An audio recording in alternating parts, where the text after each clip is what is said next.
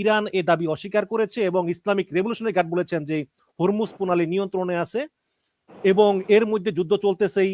বৈরুতে এক হামলায় হিজবুল্লাহ শীর্ষ কমান্ডার মারা গেছে এবং দক্ষিণ ইসরায়েলে হুতি বিদ্রোহীরা অনবরত হামলা চালাচ্ছে, শিশু আহত হয়েছে। এই যখন অবস্থা, তখন আজকে যুদ্ধের ৩৩তম দিনে আমাদের সঙ্গে আছেন নিরাপত্তা বিশ্লেষক মেজর ড্যালিচ খান। আপনি কেমন আছেন? আসসালামু আলাইকুম রহমতুল্লাহ। আলহামদুলিল্লাহ ভালো আছি, আপনি ভালো আছেন ভাই? আলহামদুলিল্লাহ ভালো আছি। ওয়ালাইকুম সালাম।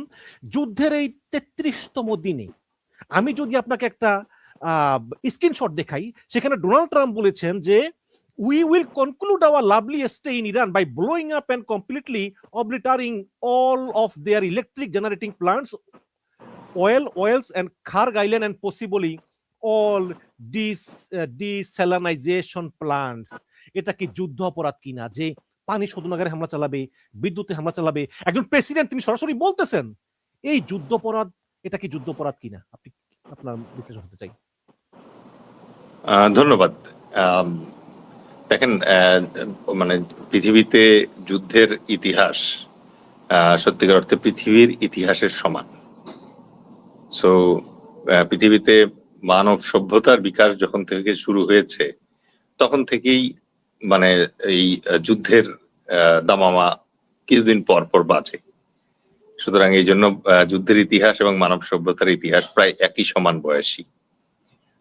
এখন যুদ্ধের সময় যেটা হয় সেটা হচ্ছে যে একটা ওল্ড সেইং আছে যে যুদ্ধ এবং ভালোবাসা, লাভ এন্ড ওয়ার, এই ক্ষেত্রে সবকিছুই নাকি জায়েজ। তো যখন যুদ্ধ লাগে তখন ধরেন কোনো কিছুই আপনি উচিত অথবা ঔচিত্য বিচারের যে প্রসঙ্গটা থাকে সেই প্রসঙ্গটা আমার মনে হয় যুদ্ধের ক্ষেত্রে অপ্রাসঙ্গিক। যুদ্ধাপরাধ ব্যাপারটা আমার কাছে মনে হয় যে এটা ধরেন জেনেভা কনভেনশনটা যখন থেকে মানে চালু হয়েছে তারপর থেকে এই যুদ্ধাপরাধের যে সংজ্ঞা এবং যুদ্ধাপরাধের যে শাস্তি, এই ব্যাপারগুলা মানে চলে এসছে। তার আগ পর্যন্ত আসলে যুদ্ধের একটা বিশেষ বৈশিষ্ট্যই ছিল হচ্ছে নৃশংসতা বা অ্যাট্রসিটি। আজকে আপনি যদি চেঙ্গিস খান মঙ্গলদের যে যুদ্ধের স্টাইল দেখেন, তারা যখন বাগদাদ দখল করেছিল তখন বাগদাদের সামনে ওরা বাগদাদের মানুষের খুলি দিয়ে পিরামিড তৈরি করছিল। তো এগুলা করা হয় এই কারণে যাতে নৃশংসতার কারণে যুদ্ধের যে ভীতিটা সেটা ছড়িয়ে দেওয়ার জন্য। এখন দেখেন, প্রথমে আমাদের বুঝতে হবে যুদ্ধ জিনিসটা কি। যুদ্ধ জিনিসটার মানে হচ্ছে যে আমি একটা জিনিস চেয়েছি আপনার কাছে, আপনি এই জিনিসটা স্বেচ্ছায় দিতে রাজি হন নাই, তখন আমি ছলা বলা কৌশলে চেষ্টা করছি, তাতেও আপনি রাজি হন নাই। সর্বশেষ আমি যখন বল প্রয়োগ করি তখন এটা সহিংসতা বা হোস্টাইলিটিতে রূপ নেয়। আচ্ছা, এই হোস্টাইলিটিতে যে রূপ নেয়া এটাকেও কিন্তু যুদ্ধ বলে না। যেমন ধরেন ইরান, ইউএসএ এবং ইসরায়েলের যে এখন যুদ্ধ চলছে, এটাকে প্রাথমিক পর্যায়ে আমেরিকা কিন্তু যুদ্ধ বলতেই চায় নাই। তারা বলছিল it is a military operation, এবং আসলেও তাই। তারা একটা লিমিটেড স্কেলে মিলিটারি অপারেশন করে ইরানের রেজিম চেঞ্জ করে এখান থেকে চলে যেতে চাচ্ছিল, মানে ইরানের চ্যাপ্টারটা ক্লোজ করতে চাচ্ছিল। কিন্তু বেরসিকের মতো ইরান এই জায়গায় মানে প্রথম দিনেই হামলা চালিয়ে খামেনিকে মেরে টেরে তারা চেয়েছিল যে সরে যেতে। কারেক্ট। মানে তাদের ধারণা ছিল যে গাদ্দাফির ক্ষেত্রে যেরকম ঘটছে, সাদ্দাম হোসেনের ক্ষেত্রে যেরকম ঘটনা ঘটছে, ইভেন এই বছরেরই জানুয়ারি মাসে ভেনিজুয়েলার ক্ষেত্রে যেটা ঘটছে যে মাদুরো এবং তার স্ত্রীকে কিডন্যাপ করে নিয়ে গেছে, যেহেতু তারা মুসলমান না সুতরাং তাদেরকে হয়তো প্রাণে মারে নাই, তুলে নিয়ে গেছে। তো এর মাধ্যমে আমেরিকা কিন্তু রেজিম চেঞ্জ করতে সমর্থ হয়েছিল ওই জায়গাগুলাতে। কিন্তু ইরানের ক্ষেত্রে এটা সম্ভব হয় নাই। ইরানের ক্ষেত্রে এটা সম্ভব না হওয়ার কারণেই কিন্তু আমেরিকার হিসাব কিতাব সবকিছু ভণ্ডুল হয়ে গেছে। কারণ আপনি শুধু কল্পনা করেন যে 3 দিন অথবা 5 দিনের মাথায় যদি ইরানের রেজিম চেঞ্জ হতো, আর ধরেন শাহ রেজা পেহলেভির মানে কেউ একজন আত্মীয় স্বজন এসে যদি দেশের শাসনভার গ্রহণ করত, তাহলে কিন্তু আমেরিকা এবং ট্রাম্প বুক ফুলিয়ে একটা বিজয় ঘোষণা করে আমেরিকায় ফেরত যেত এবং আমেরিকান নাগরিক যারা আছে তারা এটাকে অ্যাপ্রিসিয়েটই করতে হয়। কারণ ইরানের পাশে প্যালেস্টাইনে আজকে 70 বছর ধরে ধরেন ইসরায়েলের মাধ্যমে তারা যে গণহত্যা চালাচ্ছে এটার ব্যাপারে তো তারা খুব একটা উচ্চকিত না। সুতরাং যেই প্রশ্নটা আপনি করছেন যে এটা যুদ্ধ অপরাধ কিনা, এই যুদ্ধ অপরাধের সংজ্ঞা যারা সেট করে তাদের কাছে এইটা কখনো যুদ্ধ অপরাধ বলে বিবেচিত হবে না ন্যাচারালি। তবে মানে ইদানিং আপনি ধরেন গত 30 বছর অথবা গত 50 বছরের যুদ্ধের ইতিহাস যদি অধ্যয়ন করেন তাহলে আপনি দেখবেন যে এই জাতীয় যুদ্ধের ক্ষেত্রে মানে এই পশ্চিমারাই এই ধারণাটা সেট করে দেয় যে কোনটা যুদ্ধাপরাধ কোনটা যুদ্ধাপরাধ না। পরিস্থিতি এমন হয়েছে যে জাতিসংঘর একজন উচ্চ পদস্থ কর্মকর্তা এই সপ্তাহেই পদত্যাগ করেছে এই বলে যে মার্কিন যুক্তরাষ্ট্র ইরানের বিরুদ্ধে সম্ভবত পারমাণবিক অস্ত্র ব্যবহারের প্রস্তুতি গ্রহণ করছে, এরকম একটা আশঙ্কা থেকে সে পদত্যাগ করেছে। সুতরাং আপনি এই যে ইনফ্রাস্ট্রাকচার ধ্বংসের কথা বলছেন সেই জায়গায় যদি পারমাণবিক অস্ত্র ব্যবহার করে ফেলে, কারণ পৃথিবীতে একমাত্র আমেরিকাই এক রাষ্ট্র যাদের এই পারমাণবিক অস্ত্র ব্যবহারের অভিজ্ঞতা আছে। তারা দ্বিতীয় বিশ্বযুদ্ধের শেষ পর্যায়ে জাপানের গেইনস্টে হিরোশিমা এবং নাগাসাকিতে মানে 2টা পারমাণবিক বোমা ব্যবহার করেছে, এই অভিজ্ঞতা একমাত্র তাদেরই আছে। তাহলে পারমাণবিক বোমা ব্যবহারের কারণে ওইখানে যে যুদ্ধ অপরাধ সংঘটিত হয়েছে এটার জন্য কি আমেরিকাকে কেউ কখনো কিছু বলেছে?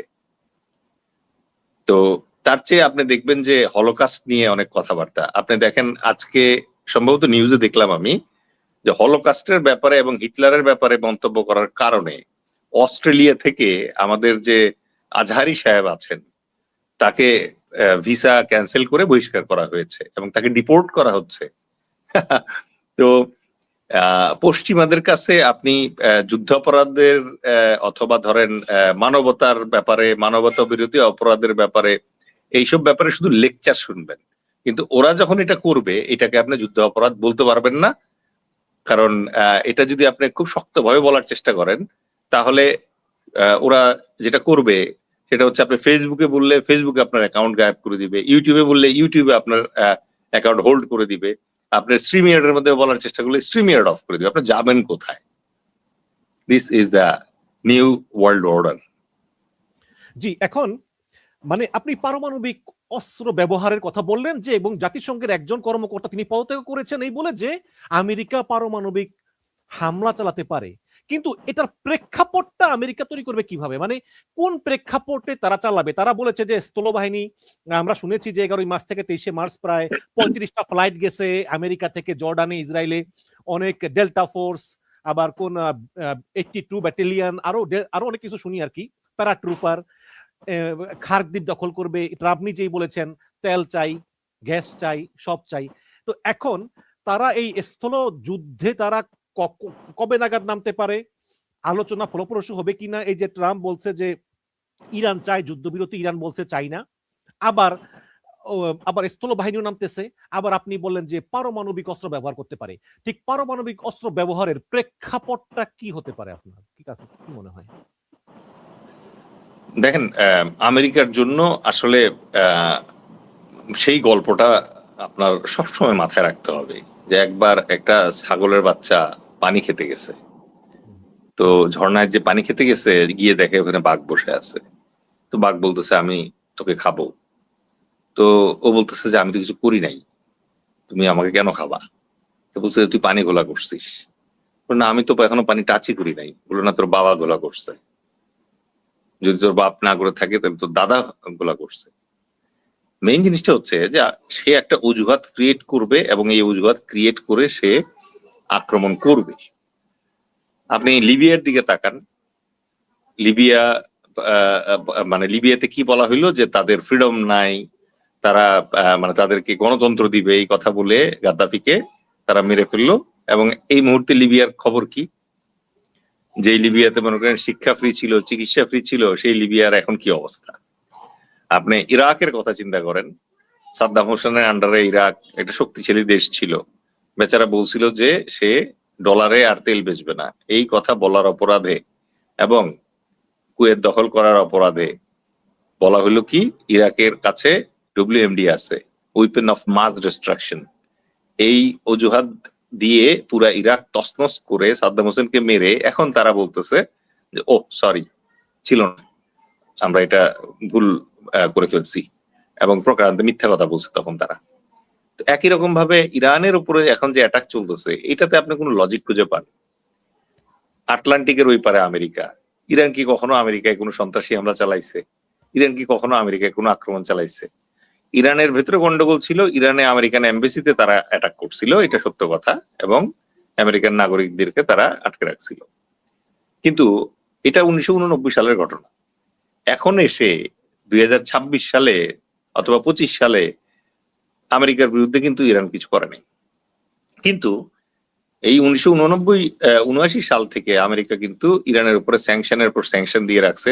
তারা ডলারে কিছু কেনা বেচা করতে পারবে না, কোনো ব্যবসা করতে পারবে না, এবং গত বছর একবার 12 দিনের জন্য অ্যাটাক করে গেল, নাম ছিল হচ্ছে অপারেশন মিডনাইট হ্যামার। এবার এসে আবার অপারেশন এপিক ফিউরি নাম দিয়ে এই যে মনে করেন যে ইহুদি এবং খ্রিস্টান বাহিনী দুইটা একত্রিত হয়ে একটা মুসলিম দেশের উপরে আবার ঝাঁপায় পড়লো। এখানে আপনি কোনো লজিক খুঁজে পাবেন না। ক্রুসেড হয়েছে 8 বার, ধর্মযুদ্ধ হিসেবে ক্রুসেড 8 বার হয়েছে, এগুলো কোনো লজিক আছে? কোনো লজিক নাই। এখানে জোরজার মুল্লুক তার একটা সিনারিও চলছে। আজকে খার্ক দ্বীপ যদি আমেরিকা দখল করে ফেলে, মানে ইরান কিন্তু খার্ক দ্বীপের দখল ঠেকাইতে পারবে না। কেন? কারণ খার্ক দ্বীপ দখল করার জন্য যতটুকু ফোর্স দরকার তার চেয়ে বেশি ফোর্স এই মুহূর্তে মিডল ইস্টে আমেরিকার আছে।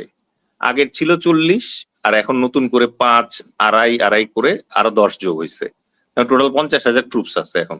কিন্তু তো অনেকে 50,000 বলতেছে যে ইরানের নাকি 10 লাখ সেনাবাহিনী আছে, প্লাস খার্ক দ্বীপে যেতে হলে তো হরমুজ প্রণালী পার হয়ে অনেক ভিতরে যেতে হয়। তো এই সময়টুকু কি আসলে ইরান চুপ করে থাকবে, কি তারা কিছু বলবে না? না, ইরান তো আসলে চুপ করেই আছে। ইরানের আপনি বাস্তবতাটা বোঝার চেষ্টা করেন। শুধুমাত্র মানে এই ইরানের পক্ষে কিছু মিডিয়া দেখবেন যে নিউজ করে, ওইটা দেখে বিভ্রান্ত হবেন না। কারণ যুদ্ধের সময় একটা বাস্তবতা হচ্ছে, যুদ্ধের সময় কেউ আপনাকে সত্য নিউজ দেয় না। আপনি শুধু কল্পনা করেন যে ইরান কার বিরুদ্ধে যুদ্ধ করতেছে। পৃথিবীর নাম্বার 1 পরাশক্তির সাথে যুদ্ধ করতেছে। ওর যে বিমান আছে আমেরিকার, মানে স্পেশালি কয়েকটা সিরিজের বিমান আছে, এটা পৃথিবীতে আর কারো নাই, ইভেন রাশিয়ারও নাই, চায়নারও নাই। তো এই হচ্ছে তার টেকনোলজিক্যাল অ্যাডভান্সমেন্ট। এবং দ্বিতীয়ত হচ্ছে ইরানের চারপাশে মনে করেন যে 21টা ঘাঁটি আছে আমেরিকার, যে 21টা ঘাঁটিতে মনে করেন যে 40,000 আমেরিকান সৈন্য থাকে। কিন্তু আমরা তো শুনলাম ওই সবগুলি ঘাঁটি শূন্য, 13টা ঘাঁটি শূন্য, ওই ইরানের ব্যালিস্টিক মিসাইলের কারণে তারা ঘাঁটি ছেড়ে এখন হোটেলে উঠছে, বাসা বাড়িতে উঠছে মার্কিন সৈন্যরা। এগুলো কিন্তু বড় বড় পত্রিকায় দেখি আমরা। ঘাঁটির চেয়ে তো আর 5 স্টার হোটেল নিরাপদ হয় না ভাই। ঘাঁটির ভিতরে বাংকার থাকে, ওখানে শেল্টার থাকে, ওইটা বরং বেশি নিরাপদ। সুতরাং এই যে আমি যেটা বললাম যে এখানে অনেক স্পেকুলেশনস আছে। আপনি যদি মিলিটারি পয়েন্ট অফ ভিউ থেকে চিন্তা করেন, ইরানের এই মুহূর্তে ধরেন কোনো এয়ারফোর্স নাই, এয়ার ক্যাপাবিলিটি নাই, তার মানে হচ্ছে ইরানের আকাশ মানে আমেরিকা এবং ইসরায়েলি এয়ারফোর্সের জন্য সম্পূর্ণ মুক্ত। এটাকে সামরিক পরিভাষায় বলা হয় এয়ার সুপ্রিমেসি। মানে দুইটা জিনিস থাকে, 3টা জিনিস থাকে। একটা হচ্ছে এয়ার প্যারিটি, মানে হচ্ছে আপনার বিমানও আসতে পারে, আমার বিমানও আসতে পারে, আপনার বিমানকেও আমি ফেলে দিতে পারি, আমার বিমানকেও আপনি ফেলে দিতে পারেন, এটাকে বলে এয়ার প্যারিটি, মানে আকাশের সমতা। আর এটা হচ্ছে এয়ার সুপিরিয়রিটি। এয়ার সুপিরিয়রিটি মানে হচ্ছে ধরেন কথার কথা, নাতানজের ওপরে হঠাৎ করে আমেরিকা এমন ভাবে একটা ব্যবস্থা করলো যে নাতানজের আশেপাশে যে ইরানি মানে এয়ার ডিফেন্স আছে এটাকে কলাপস করে দিয়ে নাতানজে অ্যাটাক করে চলে গেল। এটা বলা হচ্ছে লোকালি এয়ার সুপিরিয়রিটি গেইন করা। আর একটা হচ্ছে এয়ার সুপ্রিমেসি। এয়ার সুপ্রিমেসি মানে হচ্ছে আমার যতবার ইচ্ছা ততবার আপনার আকাশে আমি ঢুকবো। প্রথমবার যাব আয়াতুল্লাহকে মেরে আসবো, দ্বিতীয়বার যাব লারিজেনিকে মেরে আসবো, তৃতীয়বার যাব আরেকজনকে মেরে আসবো। এরপরে মানে অলরেডি প্রায় 3,000 টার্গেট মানে হিট করছে, মানে 3,000 সর্টি ঢুকছে ইরানের আকাশে, এই জিনিসটা বোঝার চেষ্টা করেন। ইরান তো এইগুলো একটাও ঠেকাইতে পারে নাই, ঠিক আছে? তো এইটা হচ্ছে ধরেন আকাশ বাস্তবতা। এই যুদ্ধটার ভিতরে বিশেষ বৈশিষ্ট্য যেটা, সেটা লক্ষ্য করেন। এই যুদ্ধে এখন পর্যন্ত আমেরিকান এবং Israeli force ground force deploy করে নাই এবং ব্যবহার করে নাই। ইরানের যে নৌ সামর্থ্য ছিল এটা ইফেক্টিভলি ওই এয়ারফোর্স দিয়েই আমেরিকা প্রায় ধ্বংস করে দিচ্ছে। আর আকাশের ব্যাপারে বাস্তবতা হচ্ছে যে এই পুরো অপারেশনটা আকাশ পথেই এখন পর্যন্ত পরিচালিত হচ্ছে। আপনি লক্ষ্য করেন আবারও যে ওরা বিমান নিয়ে আসে, বোমাবর্ষণ করে, আর এরা এখান থেকে ড্রোন এবং মিসাইল মারে। এখন পর্যন্ত কিন্তু দুইটা বাহিনী মুখোমুখি হয় নাই। নৌবাহিনী ধ্বংস করলে খার্ক হরমুজ প্রণালী কেন এখনো মানে আটকে রাখছে? আসলে কে হরমুজ প্রণালী? যদি ইরানের নৌবাহিনী নাই থাকে তাহলে হরমুজ প্রণালী কেন এখনো দখলমুক্ত হচ্ছে না? আচ্ছা, হরমুজ হচ্ছে একটা মানে চ্যানেল বা স্ট্রেইট, এটা কিন্তু খোলা সাগর না। সুতরাং এই জায়গায় যদি আপনি 1000 মাইন বিছান তাইলে কিন্তু মানে হরমুজ প্রণালী ব্লক হয়ে গেল, ঠিক আছে? আপনি যদি ধরেন ছোট ছোট বোটে করে ওখানে আপনি মানে মিসাইল অথবা ধরেন ডিস্ট্রয়ার সর্টস অফ জিনিসপত্র ইউজ করেন, ঠিক আছে, তাইলে কিন্তু আপনি ওখানে মানে বড় বড় ট্যাঙ্কারদেরকে ধ্বংস করতে পারবেন। এখন হরমুজ প্রণালী বন্ধ বলতে আসলে কি বোঝাচ্ছে? যেই সকল জাহাজ ক্রুড ওয়েল এবং এলএনজি নিয়ে আসবে তাদেরকে যখন ইরান থেকে বলা হয়েছে যে তোমরা যদি এটা ক্রস করার চেষ্টা করো তাহলে কিন্তু আমি তোমাদের জাহাজ উড়াই দিব। বাণিজ্যিক জাহাজে কিন্তু কোনো অস্ত্র থাকে না, সুতরাং তারা কিন্তু আক্রান্ত হয় এবং আগুন ধরে যায়। এই কারণে ওই একটা নির্দেশেই কিন্তু হরমুজ প্রণালী বন্ধ হয়ে আসছে। তার এখন তো আবার মানে ইরান বলছে যে এই হরমুজ প্রণালী দিয়ে যে জাহাজ যাবে তাদের কাছ থেকে সে টোল আদায় করবে, যেরকম সুয়েজ ক্যানেলে হয়। তো যেই প্রশ্নটা আপনি করলেন, যে অনেকেরই একটা মানে ভুল ধারণা আছে যে এই যুদ্ধটা বোধহয় আপনি ট্র্যাডিশনাল যে যুদ্ধ আছে ওই যুদ্ধের মতো করে দেখার চেষ্টা করলে ভুল করবেন। এখানে এখন পর্যন্ত আমেরিকার এবং ইসরায়েলি বাহিনীর যে আকাশ সক্ষমতা আছে, যেটা দিয়ে তারা এখনো যুদ্ধ করতেছে, সেই যুদ্ধ মানে সক্ষমতার ধারে কাছে মানে ইরান নাই। এবং ইরান খুব চমৎকার একটা কাজ করছে, যেটা এটাকে ইংরেজিতে বলে অ্যাসিমেট্রি বা অসমতা নিয়ে আসছে। এই জায়গায় অসমতাটা কিরকম? আপনি যখন বিমান নিয়ে যুদ্ধ করতে আসছেন তখন ন্যাচারালি যার বিরুদ্ধে যুদ্ধ করবেন তার এয়ার ডিফেন্স থাকাটা জরুরি, ঠিক আছে? ইরান ওই এয়ার ডিফেন্সের ধারে কাছেই যায় নাই, সেই এয়ার ডিফেন্সের পিছনে কোনো খরচই করে নাই। সে তার সব স্থাপনা চেষ্টা করছে মাটির নিচে রাখতে। এবং অনেকেই এটা বলে যে তাদের ওখানে ওই যে মিসাইল সিটির মতো ব্যাপার আছে, টানেলের মতো ব্যাপারগুলা যেগুলো আছে, এই জিনিসগুলো তারা গড়ে তুলছে। এবং আমেরিকাও কিন্তু কন্টিনিউয়াস মানে স্টেপ বাই স্টেপ আগাচ্ছে। যেমন প্রথম ধাপে তারা যেটা করছে, আয়াতুল্লাহ খামেনি, তারপর হচ্ছে লারিজানি, এদেরকে হত্যা করছে, তার মানে লিডারশিপ ধ্বংস করছে ফার্স্টে। সেকেন্ড লেয়ারে তারা যেটা করছে সেটা হচ্ছে ক্ষেপণাস্ত্রের যে মানে ইয়া আছে, স্টোর গুলো আছে, স্টক পাইল আছে, এবং প্রোডাকশন সেন্টার যেগুলো আছে এগুলো ধ্বংস করছে মিসাইলের এবং ড্রোনের। এবং ওরা ওরা দাবি করতেছে যে 90% ডিস্ট্রয় করে ফেলছে, বাট ধরেন যে আমরা ধরে নিলাম যে 90% পারে নাই, বাট একটা টেনজিবল অ্যামাউন্ট অফ ক্ষতি হয়েছে। এটা আপনি কিভাবে টের পাবেন? আপনি রিসেন্টলি গত 3 দিন যদি দেখেন যে ইরান কতগুলা মিসাইল মানে লঞ্চ করছে এবং তাদের ওয়েভে এখন কয়টা করে মিসাইল থাকে, তাহলে আপনি বুঝবেন যে ওদের স্টক পাইল কি পরিমাণ কমছে, ঠিক আছে?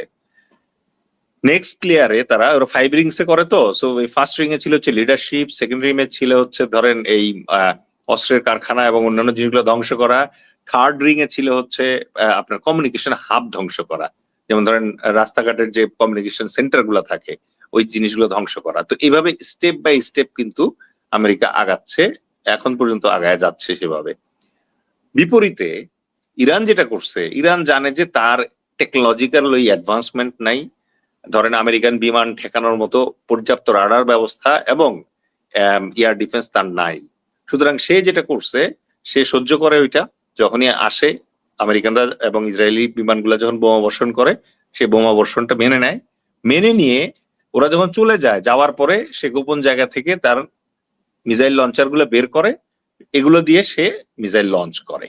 এবং এই মিসাইল লঞ্চার দিয়ে সে যেটা করতেছে ক্রমাগত ইসরায়েলের উপরে এবং আশেপাশে যে আমেরিকান ক্যান্টনমেন্ট গুলো আছে বিভিন্ন দেশে, যেটা ধরেন কাতারে আছে, কুয়েতে আছে, সৌদি আরবে আছে, লেবাননে আছে, জর্ডানে আছে, ইরাকে আছে, বাহরাইনে তো আছে। এই জায়গাগুলোতে সে আক্রমণ চালাচ্ছে তার এই ক্ষেপণাস্ত্রের মাধ্যমে। এই হচ্ছে ধরেন যুদ্ধ, এবং তিনজন আসলে তিন রকমের যুদ্ধ করতেছে এই জায়গায়। মানে এই যুদ্ধটা দিন দিন বিপজ্জনক হয়ে উঠতেছে। মানে তিনজন কেন বলতে আমি ইসরায়েল, ইরান এবং আমেরিকা, তিনজন। ইসরায়েল, ইরান এবং আমেরিকা। আমেরিকা এখন ধরেন একটা যুদ্ধের মধ্যে সবচেয়ে বড় এবং ভাইটাল কোশ্চেন কি, যে কি করলে যুদ্ধ জিতবে, অথবা কি করলে কে বলতে পারবে সে যুদ্ধ জয় লাভ করেছে।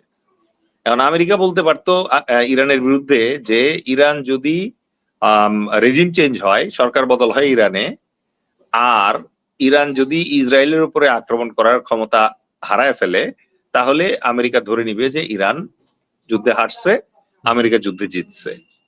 ইসরায়েলের কাছে জয়ের মানে হচ্ছে ইরান আর তার মানে ইরান থেকে কোনো ক্ষেপণাস্ত্র হামলা করতে পারতেছে না, এবং ইরানের যে প্রক্সি গুলো আছে, হেজবুল্লাহ, হুতি, হামাস, এরা আর ইসরায়েলের উপরে কোনো আক্রমণ করতে পারতেছে না। প্লাস ইসরায়েল যদি আল আকসা মসজিদ ভেঙে ওখানে যদি থার্ড টেম্পল স্থাপন করতে পারে, তাহলে ইসরায়েল ধরে নিবে এই যুদ্ধে তারা জিতছে। কারণ একমাত্র ইরান ছাড়া আরব বিশ্বের সব রাষ্ট্রকে কিন্তু ইসরায়েল অলরেডি মানে ভয় দেখায় হোক, আমেরিকার মাধ্যমে হোক, থামায় দিচ্ছে। একমাত্র ইরানকেই সে থামাইতে পারতেছিল না। আচ্ছা, আর ইরানের জন্য জয় বলতে কি? ইরানের জন্য জয় বলতে প্রথমে হচ্ছে আমেরিকার কোনো ক্যান্টনমেন্ট মধ্যপ্রাচ্যে নাই, এটা যদি সে নিশ্চিত করতে পারে। দ্বিতীয় জয় কোনটা? সেটা হচ্ছে ইসরায়েল আর তাকে আক্রমণ করতে পারতেছে না, এটা হচ্ছে তার জয়ের সূচক। ঠিক আছে, এখন আজকে পর্যন্ত যদি আপনি হিসাব করেন, এই তিনজনের যে চাহিদা অথবা লক্ষ্যবস্তু অথবা তাদের যে অবজেক্টিভ, তাদের কারোটাই কি ফুলফিল হয়েছে? এখন পর্যন্ত কিন্তু কারোটাই ফুলফিল হয় নাই। সুতরাং এই যুদ্ধ এখনো চলমান। এই যুদ্ধ আপনি যেটা বললেন যে যুদ্ধবিরতির কথা, যুদ্ধবিরতি মানে ইরান কিন্তু কোনো যুদ্ধবিরতি ডাকে না। যুদ্ধবিরতি ডাকে হচ্ছে আমেরিকা।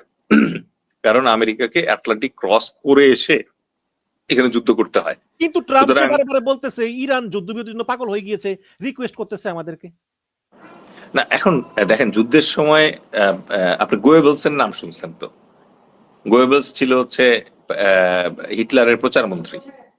তো তার একটা কাজই ছিল হচ্ছে এই জার্মানির বিভিন্ন ধরনের ফেক নিউজ ক্রিয়েট করা, এবং এটা দিয়ে মানে জার্মান সৈন্যদের মনোবল ধরে রাখা, আর হচ্ছে পুরো বিশ্বকে একটা ভুল পিকচার দেওয়া।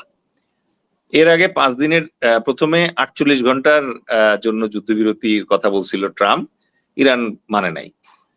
48 ঘন্টা শেষ হওয়ার আগেই ট্রাম্প আবার 5 দিনের যুদ্ধবিরতি দিল। কেন দিল?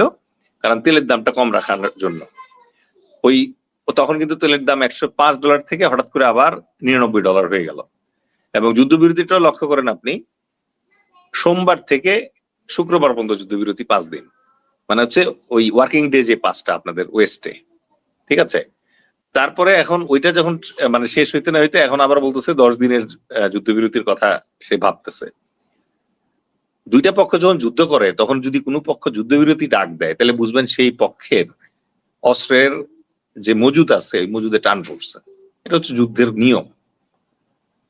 যার অস্ত্রের মজুদ ফুলফিল আছে, সে কখনো যুদ্ধবিরতিতে যায় না। ঠিক আছে, তো আমেরিকার যেটা হয়েছে যে সেই আটলান্টিক থেকে এসে মনে করেন যে এই জায়গায় যুদ্ধবিরতি কার্যকর করা, মানে তার কন্টিনিউয়াস সাপ্লাইটা ঠিক রাখার জন্য তার একটু পজ দরকার ছিল। তো যুদ্ধবিরতিকে ইংলিশে মানে ট্রুসের পাশাপাশি ট্যাকটিক্যাল পজও বলে। এই ট্যাকটিক্যাল পজটা দরকার হয়েছে যে তার গোলা বারুদ যেগুলো শেষ হয়েছে এগুলো আবার রিফিল করার জন্য। এর ভিতরে মজার মজার কাহিনীও ঘটতেছে। যেমন ধরেন, প্যাট্রিয়ট চাইছে পোল্যান্ডের কাছে আমেরিকা। বলেন তো মানে পোল্যান্ডের কাছে আমেরিকা অস্ত্র হাওলাত চায় বা কারণ পোল্যান্ড তো NATO country. So NATO country দেখে পোল্যান্ডের কাছে প্যাট্রিয়ট ক্ষেপণাস্ত্রের যে ইয়া আছে ওইটা চাইছিল। চাওয়ার পরে পোল্যান্ড বলছে যে আমার এখানে তো ইউক্রেন যুদ্ধ চলতেছে, রাশিয়া কখন আমার আক্রমণ করে বসে, আমি আমার প্যাট্রিয়ট তো তোমার এই মধ্যপ্রাচ্যের জন্য দিব না। আরেকটা খবর আজকে শুনলাম, সেটা হচ্ছে ফরাসি ইয়াতে প্রতিরক্ষা মন্ত্রী যিনি, মানে আমাদের দেশে কিন্তু প্রধানমন্ত্রী সবসময় প্রতিরক্ষা মন্ত্রী হয়, কিন্তু উন্নত বিশ্বে কিন্তু প্রতিরক্ষা মন্ত্রী আলাদা হয়। সো ফরাসি প্রতিরক্ষা মন্ত্রী, এবং উনি একজন ভদ্রমহিলা, উনি একটা কমেন্ট করছে যে ন্যাটোর যুদ্ধ, মধ্যপ্রাচ্যে গিয়ে যুদ্ধ করা ন্যাটোর কাজ না, ঠিক আছে? কারণ ইসরায়েল সম্ভবত ন্যাটো কান্ট্রি না, ঠিক আছে? সো এই জায়গায় মানে ট্রাম্প আবার হরমুজ ক্লিয়ার করার জন্য পশ্চিমাদের সহায়তা চাইছিল, যে জাহাজ পাঠাও। এখন ইংল্যান্ডও নাকি জাহাজ পাঠানোর জন্য রাজি হয় নাই। এখন আবার ট্রাম্প হুমকি দিছে যে আমেরিকা ন্যাটো থেকে বের হয়ে যাবে, কারণ ন্যাটোরা তো হেল্প করলো না এই জায়গায়। কিন্তু এই জায়গায় আবার টেকনিক্যাল একটা ঝামেলা আছে, সেটা হচ্ছে যে ন্যাটোর যে আর্টিকেল 5 আছে, আর্টিকেল 5-এ বলা আছে যে ন্যাটোভুক্ত কোনো কান্ট্রি, যে 32টা কান্ট্রি আছে, তাদের কোনো একটা কান্ট্রি যদি কোনো থার্ড কান্ট্রি দ্বারা আক্রান্ত হয়, তাহলে বাকি সকল 31টা কান্ট্রি মিলে ওই মানে কান্ট্রিটাকে হেল্প করবে। যেটা ধরেন ওই যে 9/11-এর সময় আমেরিকা এই ক্লজটা ব্যবহার করছিল। 9/11-এ যখন মানে ইয়াতে টুইন টাওয়ারে আঘাত হইলো, তখন আমেরিকার বুশ বললো যে অ্যাজ পার আর্টিকেল মানে 5, ন্যাটোর সব কান্ট্রি এখন আমাকে হেল্প করো, আমি মধ্যপ্রাচ্যে এই ওয়ার এগেইনস্ট টেরর যেটা আছে এটা চালাবো, এবং তখন তারা হেল্প করছে। এখানে তো নেটোর কোনো দেশ আক্রান্ত হয় নাই, এখানে তো আমেরিকাকে আক্রমণ করে নাই তো আমেরিকাকে, রাইট? দুইটা এই লজিকের কারণেই ন্যাটোর অন্যান্য কান্ট্রিরা আসতেছে না। এক নম্বর হচ্ছে যে এইখানে প্রথম কথা হচ্ছে ন্যাটোর কোনো কান্ট্রি আক্রান্ত হয় নাই, দ্বিতীয়ত হচ্ছে এখানে অ্যাকচুয়ালি মানে আক্রমণকারী হচ্ছে ন্যাটো কান্ট্রি, আক্রান্ত হয় নাই, ঠিক আছে? সো এই কারণে মানে ওভারঅল সবকিছু মিলে এই মুহূর্তে আমেরিকা আসলে ন্যাচারালি যেটা সে ভাবছিল তার কোনো অঙ্কই এখানে মেলে নাই। কিন্তু এখানে একটু নেটোর কথা বলি, মানে আসলে কি ট্রাম্প নেটো বন্ধ করে দিবে? আপনি দেখেছেন যে গতকালকে বলেছে যে ইরানকে আমরা ধ্বংস করে দিয়েছি, ট্রাম্প বলতেছে কঠিন কাজটা আমরা করে ফেলেছি, এখন তোমরা হরমুজে গিয়ে তোমাদের তেল নিয়ে আসো, আমাদের তেলের দরকার নেই, আমার তেল আছে, তোমাদের তেল দরকার, তোমরা হরমুজে থেকে গিয়ে তেল নিয়ে আসো। এখন এটা কি ট্রাম্প আসলে হতাশা থেকে বলতেছেন, মানে আসলে কি তিনি হতাশ নাকি? না, এখন দেখেন ট্রাম্প এবার আসার পরে এমন কিছু কাজ করতেছে যেটা আসলে ইন্টারন্যাশনাল নর্মস অনুযায়ী অকল্পনীয়।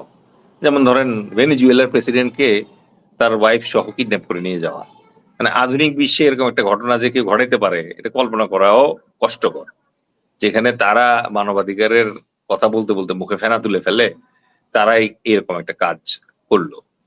দ্বিতীয়ত হচ্ছে আপনি ধরেন ইরানের উপরে হামলা, একই রকমের মানে ঘটনা। তৃতীয়ত হচ্ছে ট্রাম্প যে ট্যারিফ নিয়ে উল্টাপাল্টা ট্যারিফ বসানো শুরু করলো মানে বিশ্ব জুড়ে, এইটাও তো মনে করেন যে কোনো ইকোনমিস্টের মাথা আর কাজ করতেছে না এটা নিয়ে। সুতরাং একই ধাঁচে আপনি দেখবেন যে ইউএস এইড নামে একটা সংস্থা ছিল, যেটার মাধ্যমে সারা বিশ্বে ওই ডলার ছড়াইতো এনজিওদের মাধ্যমে আমেরিকা। ট্রাম্প এসে করলো কি, ইউএস এইড এক এক্সিকিউটিভ অর্ডারে পুরো ক্লোজ করে দিল, এবং ইউএস এইড এর সব এমপ্লয়ি যারা আছে তারা সবাই ছাঁটাই, ঠিক আছে? ইউএন থেকে সে ব্যাপক হারে আমেরিকাকে উইথড্র করলো। সো লক্ষণীয় বিষয়, জাতিসংঘের 26% মানে টোটাল বাজেটের 26% একলা আমেরিকা দেয়, এটা এখন বন্ধ, ঠিক আছে? সুতরাং সে যদি এখন ন্যাটো থেকে বের হয়ে যেতে চায়, এবং তার যদি এটা মনে হয় যে বাইরে হবে, সে কিন্তু চাইলে এটা বের হয়ে যেতে পারবে এখান থেকে। কারণ সত্যিকার অর্থে ন্যাটোতে ওই যে ইউএন এর মতো করেই ন্যাটোরও খরচের একটা বড় অংশ আমেরিকাই দেয়, বাকিরা কিন্তু অতটা দেয় না। এবং এই জন্য আমেরিকা, ট্রাম্প কিন্তু এর আগে একবার হুমকি দিছিল যে ন্যাটো যদি মানে আমাদের সবার সিকিউরিটির জন্য কাজ করে, তাহলে শুধু আমেরিকা কেন টাকা দিবে? তোমরা যারা টাকা দেওয়ার কথা তারা যদি টাকা না দাও, তাহলে আমরা আমাদের টাকা হয় কমায় দিব না উইথড্র করবো। তো হি ক্যান ডু দ্যাট, মানে ট্রাম্পের পক্ষে সম্ভব না। মানে সে কেন বলতেছে যে তোমরা আসো হরমুজ প্রণালী মুক্ত করো, যেখানে আমেরিকা নিজেই পারতেছে না, সেখানে ওরা আইসা করবে কি? না, ওরা তো আসবে না, কারণ এই যুদ্ধটা তো ওরা লাগায় নাই। সুতরাং এই জায়গায় ওরা এখন আসবে না। আর হরমুজ অবশ্যই পৃথিবীর ধরেন 20% ট্রেড হয় হচ্ছে হরমুজ দিয়ে, এবং হরমুজ দিয়ে বেসিক্যালি খুব ইম্পর্টেন্ট ট্রেড হয় হচ্ছে ক্রুড ওয়েল আর হচ্ছে এলএনজি, ঠিক আছে? এখন ইউরোপিয়ান বায়ার যারা আছে, চাইনিজ বায়ার যারা আছে, ইন্ডিয়ান বায়ার যারা আছে, তাদের জন্য এখন একটা পেইন চলতেছে, ইটস ওকে, বাট দেন তারাও কিন্তু অল্টারনেটিভ বাকি যে 80% আছে সেই 80% থেকে কিন্তু আপাতত কাভার আপ করার চেষ্টা করতেছে, কারণ প্রত্যেকটা কান্ট্রি চিন্তা করতেছে যে হরমুজ ক্লিয়ার করতে গিয়ে আমি যদি যুদ্ধে জড়াই ওইটার লস বেশি, নাকি মানে এই আরেকটু ওয়েট করি, যুদ্ধটা শেষ হোক, আমেরিকা একটু পিছায়া যাক, তারপরে আবার তো তেল পাবো আমরা, ডলারে না পেলে ইউএনএ পাবো, ওইটার লাভ বেশি। So they R waiting. আর এখানে আপনি ধরেন এখন আকাশে যে মিসাইলের যুদ্ধ দেখতেছেন, আপনি ভেতরের যে ডিপ্লোম্যাটিক যুদ্ধ চলতেছে এটা একটু আন্দাজ করার চেষ্টা করেন। আমি আপনাকে কয়েকটা ক্লু দিই। এক যেমন? নম্বর হচ্ছে এই জায়গায় যে হরমুজ বন্ধ আছে, এখন ধরেন এই হরমুজ দিয়ে তো তেল বেচে হচ্ছে ধরেন ইউনাইটেড আরব আমিরাত, সৌদি আরব, বাহরাইন, কাতার, কুয়েত, এরা সবাই তো এটা দিয়েই ব্যবসা করে, তাই না?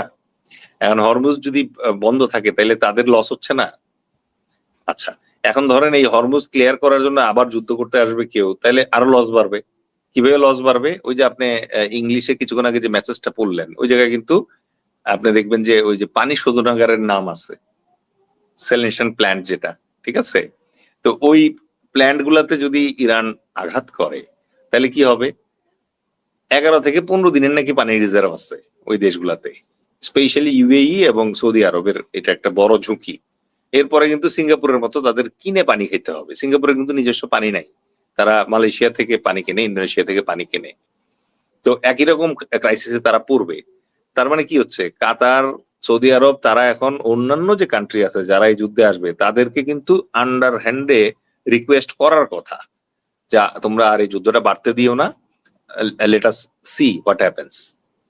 এদিক দিয়ে ধরেন রাশিয়া কি চিন্তা করতেছে? রাশিয়া চিন্তা করতেছে যে যুদ্ধ আর কয়েকটা দিন চলুক, আর কয়েকটা দিন যদি চলে তাহলে তার লাভ কি? তার লাভ হচ্ছে আমেরিকা তো এখন মধ্যপ্রাচ্যে আটকা পড়ে আছে, ইউক্রেনকে আর হেল্প করতে পারতেছে না, ন্যাটো এই মুহূর্তে একটু দ্বিধায় আছে। সো ওই পুতিন এখন একটা ভালো চান্স পাইছে ইউক্রেনকে একটা শিক্ষা দেওয়ার। মেবি হয়তো এই চান্সে আরো যদি ধরেন 6 সপ্তাহের মতো এই যুদ্ধ টানে, তাহলে এর ভিতরে দেখবেন ইউক্রেনের যুদ্ধ রাশিয়া হয়তো ক্লোজ করে ফেলবে। হয়তো আমরা জানি না, রাশিয়া হয়তো ব্যাপক প্রস্তুতি নিতেছে, কারণ আপনি যেহেতু পশ্চিমা বিশ্বে থাকেন, আপনি আমার চেয়ে ভালো বলতে পারবেন, উইন্টারে কিন্তু তারা মুভমেন্ট কম করে। হ্যাঁ। সুতরাং এই হচ্ছে মোক্ষম সময় যুদ্ধ সেরে ফেলার, ঠিক আছে? সুতরাং এই জায়গায় এটা হইতেছে বলে আন্ডার হ্যান্ডে হইতে পারে। নেক্সট হচ্ছে রাশিয়ার তেল ব্যাপক পরিমাণে বিক্রি হচ্ছে। ওইটা মানে ওদের যে ক্রুড অয়েলটা আছে এটার গ্রেডটা ওই মানে মধ্যপ্রাচ্যের গ্রেডের মতো সুইট গ্রেড না, একটু ঠিক, বাট তারপরেও কিন্তু তাদেরটা হু হু করে বিক্রি হচ্ছে। নেক্সট আসি চায়নার ব্যাপারে। এই মধ্যপ্রাচ্যের তেলের 1 নাম্বার বায়ার হচ্ছে চায়না, স্পেশালি ইরানের যে তেল আছে এটার 1 নাম্বার বায়ার হচ্ছে চায়না। তারপরেও দেখবেন যে চায়না চুপচাপ বসে আছে, সে তাইওয়ানেরও কিছু বলতেছে না, কারণ তার কিন্তু এখন একটা গ্রেট চান্স ছিল তাইওয়ান প্রবলেমটা সলভ করে ফেলার, যেহেতু আমেরিকা ব্যস্ত অন্যদিকে। বাট চায়না আসলে অন্য লাইনে খেলতেছে। কেন? আপনি দেখেন আমেরিকার এই যুদ্ধে কি পরিমাণ মানে অস্ত্র খরচ হচ্ছে, প্রচুর। এই পৃথিবীতে আপনি দেখবেন একটা মাত্র সুপার পাওয়ার আছে যার একটা বুলেটও খরচ হয় নাই, সেটা হচ্ছে চায়না, ঠিক আছে? সে একটা বুলেটও খরচ করে নাই, একটা টাকাও বাড়তি খরচ করে নাই। এই জায়গায় ম্যাক্সিমাম সে যেটা দিতেছে সেটা হচ্ছে ইরানকে কিছু ইন্টেলিজেন্স সহায়তা করতেছে, আর গোপনে যেসব অস্ত্রপাতি দিচ্ছে এগুলো তো ইরান নগদ টাকায় কিনে নিচ্ছে অথবা তেলের বিনিময়ে বার্টার করতেছে। সুতরাং এই জায়গাটায় চায়না মানে এই যুদ্ধের কারণে, আগে যদি ধরেন চায়না এবং ইয়ার ভিতরে, আমেরিকার ভিতরে গ্যাপ থাকতো 20 কিলো, একটা রেসের কথা চিন্তা করেন যে চায়নার চেয়ে 20 কিলো সামনে আছে এখনো মানে ইউএসএ, এই এক যুদ্ধে চায়না প্রায় 10 কিলো ডিস্টেন্স কমায় ফেলছে, এবং সে এখন খালি ওয়েট করতেছে যে যুদ্ধটা আরো 4 সপ্তাহ 6 সপ্তাহ যদি মানে যায়, যাওয়ার পরে সিচুয়েশন এমন হবে, অলরেডি ইরান বলতেছে যে যারা যারা ইউয়ানে মানে ডলারের বদলে ইউয়ানে তেল কিনবা তারা হাতবর, তাদের জাহাজ আমি ছেড়ে দিব। তার মানে কি হচ্ছে, আগে যেটা ছিল পেট্রো ডলার, এটা এখন ফ্লিপ করতেছে, ফ্লিপ করে এটা হয়ে যেতেছে পেট্রো ইউয়ান। আচ্ছা, আপনি এই মধ্যপ্রাচ্যের দেশগুলোর কথা চিন্তা করেন, যেসব দেশে আমেরিকান ক্যান্টনমেন্ট আছে, আপনি মনে করেন যে কথার কথা আমি বলি যে আপনি কাতারের আমির, এখন আমি হলাম ট্রাম্প, আপনি তো ন্যাচারালি আমার জিজ্ঞেস করবেন যে ট্রাম্প ভাই, আপনার তো যে পরিমাণ ভাড়া দিই প্রতি মাসে আমি আপনার এই অস্ত্রপাতি ক্যান্টনমেন্টের জন্য, আপনি তো নিজেরই বাঁচাইতে পারতেছেন না, আপনি আমার দেশ কি বাঁচাবেন? তো আমি কি এখন একটু পুতিনের সাথে কথা বলবো? আমি কি একটু দেখবো যে পুতিনের কাদিরভ ফ্রি আছে কিনা, একটু আসবে কিনা আমার সেভ করার জন্য? ওই যে রমজান কাদিরভের কথা আচ্ছা, হয়তো এই আপনি এই জিজ্ঞেস এই করবেন। ব্যাপারটা একটু বলেন তো, যদি আমি ভুলে যাওয়ার আগে আমি জিজ্ঞেস করব। মানে এই চেচেন যোদ্ধা রমজান কাদিরভ, সে বলতেছে সে ইরানের পক্ষে আমেরিকার বিরুদ্ধে ধর্মযুদ্ধে নামবে। এটা তো খুবই কঠিন ব্যাপার, ধর্মযুদ্ধ। এদের শক্তি কিরকম আসলে এই চেচেন যোদ্ধাদের? আচ্ছা, এই জায়গায় এখন মিশন ভাই আপনি আমার বলেন যে প্রকারান্তে এখন কি ধর্মযুদ্ধই চলতেছে না? Kind of. মানে ইহুদি রাষ্ট্র ইসরায়েল, খ্রিস্টান রাষ্ট্র আমেরিকাকে সাথে নিয়ে ইহুদি এবং খ্রিস্টানের যৌথ বাহিনী মুসলমান ইরানের উপরে যুদ্ধ করতেছে। ইরান তো মুসলমান নাকি? আর তো কোনো ধর্ম নাই তার, শিয়া মুসলমান তারা। তবে পবিত্র কোরআনে আল্লাহ পাক তো বলছেই যে এই এদেরকে বিশ্বাস করো না তোমরা, এদেরকে বিশ্বাস করো না, এরা বারবার তোমাদের সাথে গাদ্দারি করবে এবং তোমাদের ক্ষতি করবে। ঠিক আছে? তো কাদিরভ যেটা ধরছে, রমজান কাদিরভের স্টোরিটা যেটা, সেটা হচ্ছে যে তার বাবা আহমাদ কাদিরভ ছিলেন। উনি চেচনিয়ার গ্র্যান্ড মুফতি ছিলেন, ওরা বলে চিফ মুফতি সম্ভবত। তো চিফ মুফতি থাকা অবস্থায় মানে সে তখন থেকেই রাশিয়ার পক্ষের লোক ছিলেন। তো পরে এক সময় আতাতুর্ক তাকে মেরে ফেলার পরে এই রমজান কাদিরভ মানে নেতা হয়। এবং রমজান কাদিরভের সাথে পুতিনের খুব ভালো সম্পর্ক আছে। এবং কাদিরভের সবচেয়ে বড় স্ট্রেংথ যেটা, যে চেচেন যোদ্ধাদের যে বাহিনীটা আছে, এই বাহিনীটা বেশ দুর্ধর্ষ একটা বাহিনী। এবং আপনি ইউক্রেন যুদ্ধে দেখবেন যে তারা কিন্তু অংশগ্রহণ করছে রাশিয়ানদের পক্ষে। তো এই গত রমজান মাসে যখন আমেরিকা ইরানকে আক্রমণ করলো, তখন কিন্তু একবার কাদিরভ বলছে যে এই পবিত্র মাসে ইহুদি এবং খ্রিস্টান বাহিনী মিলে যে একটা মুসলিম রাষ্ট্রের উপরে অ্যাটাক করতেছে, এটা সে সহজভাবে নেয় নাই। এখন সে আবার মানে একটা হুঙ্কার দিছে যে যদি মানে ল্যান্ড ফোর্সেস আসে এবং স্থলপথে আক্রমণ শুরু হয় ইরানের বিরুদ্ধে, তখন কাদিরভ তার বাহিনী নিয়ে ইরানের পাশে লড়বে, এরকম একটা কথা শোনা যাচ্ছে। যদিও এটা আমি মানে টোটাল ফ্যাক্ট চেক করতে পারি নাই এখনো, মানে আসলে কোন জায়গা থেকে আসছে, এটা কোন সোর্স থেকে আসছে। বাট যদি ধরেন আমেরিকা ল্যান্ড ফোর্স নিয়ে খার্গ আইল্যান্ডের মাধ্যমেই হোক আর অন্য কোনো ভাবেই হোক, যদি স্থলপথে ইরানকে আক্রমণ করার চেষ্টা করে, তাহলে তো অ্যাকচুয়ালি এটা মোটামুটি একটা বিশ্বযুদ্ধের দিকেই মোড় নিবে। এখানে এবং হুতিদের অবস্থানটা কি হতে পারে? হুতি আজকেও শুনলাম তারা নাকি হামলা চালিয়েছে দক্ষিণ ইসরায়েলে। হুতিরা তো হচ্ছে ধরেন মানে সৌদি আরবের পাশে থাকে এবং ওখান থেকে তারা ওই ইসরায়েলের উপরে বিভিন্ন ধরনের ক্ষেপণাস্ত্র হামলা চালায়। কারণ ইয়ামেন থেকে কিন্তু সরাসরি ইসরায়েলে স্থলপথে যাওয়ার গিয়ে মনে করেন যে যুদ্ধ করবো, ওই যুদ্ধ তো আর ওরা করছে না, হুতিরা করছে প্রক্সি যুদ্ধ যেটা। সো এই প্রক্সি যুদ্ধের কারণে এখন হুতিরা যখন ইসরায়েলের বিরুদ্ধে ধরেন ইয়ে করতে থাকে, যুদ্ধ করতে থাকে এরকম, তখন দেখবেন যে সৌদি আরব চুপ করে থাকে। কারণ ইসরায়েলের বিরুদ্ধে যুদ্ধ না করলে হুতিরা সাধারণত সৌদি আরবের বিরুদ্ধে যুদ্ধ করে। ঠিক আছে? এখানে আসলে সবার ইন্টারেস্টের ব্যাপারটা খুব জটিল ভাবে এখানে প্যাচ লাগানো। তো কাদিরভের যে প্রসঙ্গটাতে বলতেছিলাম যে এটা একটা সম্ভাবনা আছে। সম্ভাবনা কিভাবে? যদি ধরেন যে আক্রমণটা স্থলপথে শুরু হয়, তখন কিন্তু আপনি দেখবেন যে এই ধরনের মানে উপবাহিনী যেগুলো, এগুলো তো ধরেন কাদিরভের যে চেচেন বাহিনী আছে, এটা হচ্ছে Russian reserve force, Russian main army না। তো রাশিয়ার কিন্তু আরেকটা মানে ফোর্স আছে যেটা মার্সেনারি আর্মি, যেটাকে বলে ওয়াগনার। যেমন ধরেন আমেরিকার আছে ব্ল্যাক ওয়াটার্স, তারপর টার্কির আছে, কি যেন নাম বলে গেলাম। তো এদের কিন্তু আবার এই যে রিটায়ার্ড যে ওয়াগনার একটা বস, ওয়াগনারের প্রধান ছিল না, যাকে পুতিন মাইরা ফেলাইছিল, ওই যে বিমান বিমান ক্রাশ কইরা। হ্যাঁ, যাই হোক, প্লিজ। তো এই জাতীয় বাহিনীগুলা হয় কি, যখন ধরেন সরাসরি রাশিয়ান ফোর্স পাঠানো সম্ভব না, তখন আগে এদেরকে পাঠায়। সুতরাং সেই সূত্রে মনে করেন যে যদি এরকম গন্ডগোল লাগে, তাহলে মনে করেন যে হয়তো দেখা গেল যে ফার্স্টে এই টাইপের ফোর্সটা ঢুকবে, ওয়াগনার ঢুকবে, তারপরে ধরেন এই কাদিরভের বাহিনী ঢুকবে। বাট এই মুহূর্তে এইটুক তো মিশন ভাই আপনিও স্বীকার করবেন যে আমেরিকার চেয়ে বরং ইরানের প্রতি কিন্তু পৃথিবীর সহানুভূতি বেশি, কোনো সন্দেহ নাই।